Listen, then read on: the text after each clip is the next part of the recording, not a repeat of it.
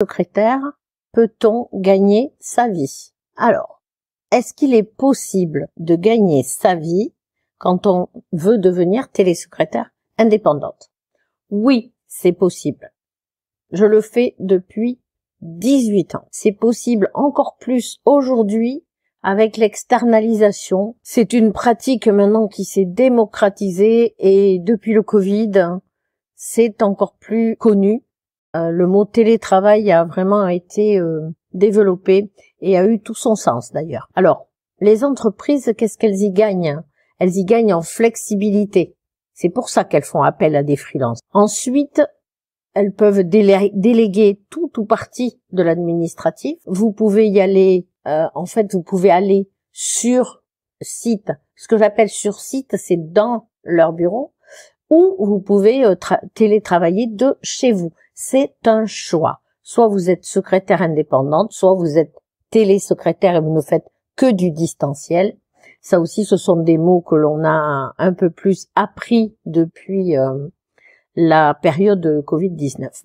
En effet, aujourd'hui, il est possible de troquer son bulletin de salaire contre une facture. Les télésecrétaires qui sont installés en sont satisfaites. Personnellement, je le fais depuis 18 ans. Croyez-vous que j'aurais persisté 18 ans si je n'avais pas été satisfaite de ma vie professionnelle? Évidemment, si l'on ne doute pas de la liberté que ça apporte, qu'en est-il du revenu? Est-ce qu'on peut gagner de l'argent avec du secrétariat à domicile ou du télésecrétariat à distance ou du secrétariat dans les bureaux de votre télé? Donc, je confirme, oui. Ce qu'il faut penser, c'est indépendamment de vos compétences pour exercer ce métier, la secrétaire doit absolument oublier son ancien statut de salarié. Il faut que vous vous positionnez comme un prestataire. On pense plus, on oublie le salarié,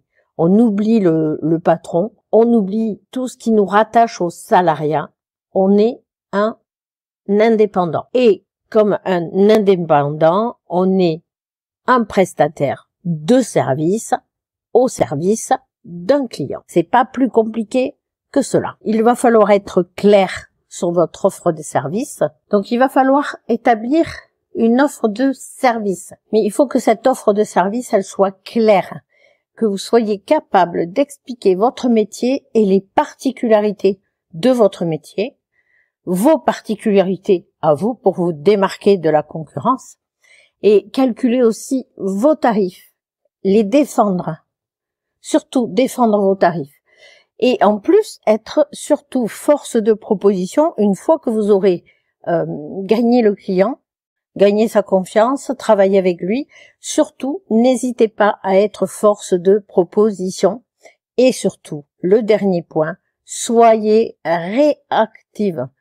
Si vous avez une question, si vous avez une demande de devis, n'attendez pas 8 jours pour la faire. C'est déjà arrivé. Je l'ai déjà vu et entendu et c'est pour ça que je le précise. Comment dire? Si vous savez jongler entre plusieurs missions et clients, alors vous allez super gagner. Il va falloir apprendre à sortir de votre réserve, proposer vos prestations à des prospects et il va falloir faire un peu de commercial. Alors, je sais, et de prospection, je sais. Personne n'aime faire de la prospection. Je n'ai pas entendu une secrétaire me dire « Oui, c'est super, j'adore prospecter ». Ben non, moi non plus d'ailleurs. Mais il va falloir y aller. Ensuite, il va falloir déterminer un tarif. Et ça, dans ma formation, j'explique comment déterminer un tarif.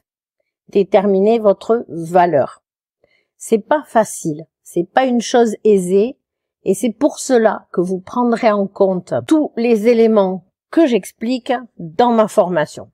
Il va falloir tout comptabiliser pour arriver à un taux horaire et à un temps de travail correct. Il va falloir penser à vos jours de congé. Je sais, quand on s'installe, on dit ouais, on verra plus tard. Il faut penser à ça aussi quand vous prendrez des congés, que ce soit inclus dans votre taux horaire.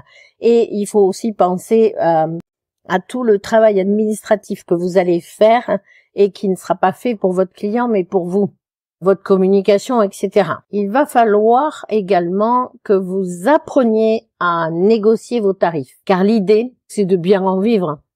C'est pas, sinon quel intérêt? Si c'est avoir un métier peu rémunéré, c'est pas la peine, hein. Vous restez salarié dans ce cas-là. Parce que vous souhaitez gagner votre vie en tant que e-secrétaire.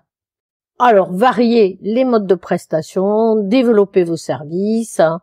Allez-y, les idées, pensez à tout ce que vous pouvez proposer.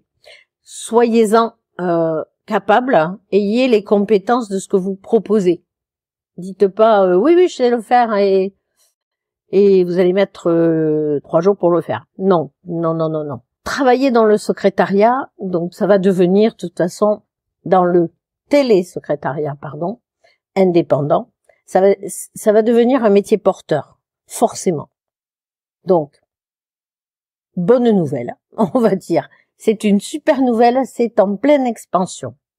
Les entreprises tendent de plus en plus à externaliser leurs tâches. Les mentalités changent. Le contexte sanitaire nous a appris à cela.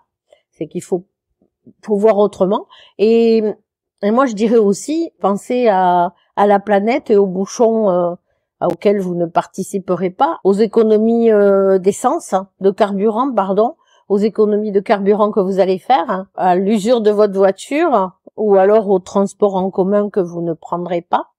Pensez à tout ça et ça fera aussi du bien à la planète. On peut dire aussi que cette tendance dans les TPE et les entreprises artisanales, il n'y a pas que le médical, il n'y a pas que le juridique.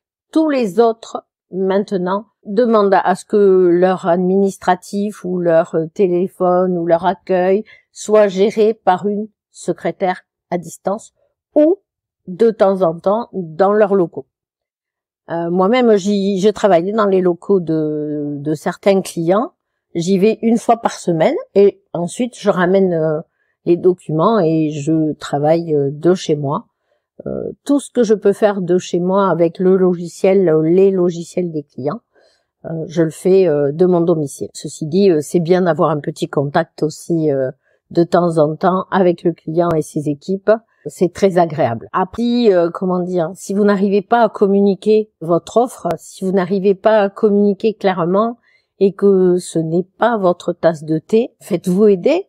Il existe des rédactrices web, il existe des community managers. Alors au départ, je sais, c'est le bas qui blesse, c'est l'argent. Dans ma formation, je vous parle de tout ça. Je vous explique tout ça. Rejoignez ma formation. Vous ne voulez plus non plus dépendre de votre supérieur hiérarchique. Donc allez, c'est le moment. On y va, on fonce. Vous verrez, on peut tout à fait gagner sa vie en télésecrétariat. Alors, il va falloir trouver des missions. Bien sûr, vous allez faire divers travaux, que ce soit alors pour certaines, celles qui ont les compétences, réaliser des travaux de traduction, de facturation, de prospection, de téléprospection, mais il y a également de la saisie de documents, de la mise en page, des devis, des factures, des relances téléphoniques pour aider le client à gérer ses impayés, réaliser des tableaux, des suivis. Vous pouvez faire de la permanence téléphonique, de la gestion d'agenda, de la rédaction de divers rapports et comptes rendus, de la retranscription de fichiers audio et vidéo. Vous pouvez aussi, si justement c'est votre tasse de thé, faire de la gestion des réseaux sociaux. Les clients de la télésecrétaire, ils sont multiples. Vous pouvez aussi faire support, assistance, alors pas assistance technique peut-être, mais moi j'ai travaillé pour une boutique en ligne et je faisais tout le back office, ce qu'on appelle le back office, le suivi des retours, le suivi des commandes, les problèmes des commandes, voilà, tout ça c'est possible. Il y a une chose, n'ayez pas peur de démarcher les clients. Il y a plusieurs façons de le faire. Vous avez le mail, le téléphone, vous avez aussi les réseaux sociaux et n'ayez pas peur.